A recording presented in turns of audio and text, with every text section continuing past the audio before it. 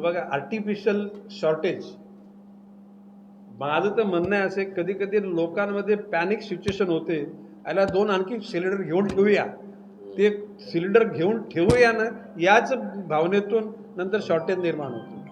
आणि मी तुम्हाला सांगतो की माननीय पंतप्रधान नरेंद्र मोदी यांचं एकूण ज्याला कौशल्य आहे, आता दुनियाची आली नाही पण भारताची गॅसची जहाजं आली ना, इराणच्या त्या प्रदेशातून अन्य तिथून दुसऱ्यांची नाही आली, पण भारताची जहाजं गुजरातला पोहोचली, केरळला पोहोचली, आता मुंबईला पण आलेलं आहे.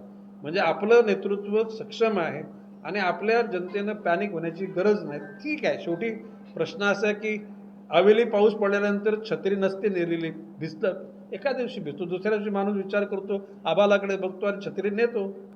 तर अशा प्रकारची सगळ्या जनतेनं आणि अशा प्रकारची जी प्रवृत्ती आहे, अशा सिच्युएशन वेळेला कालाबाजार करणार आहे, यांना तर अजिबात माफ करण्यात येणार नाही. तुम्ही तक्रारी द्या, त्या तक्रार जे कोण घटक असतील ना, त्यांना जेलमध्ये टाकण्याचं काम आम्ही करू.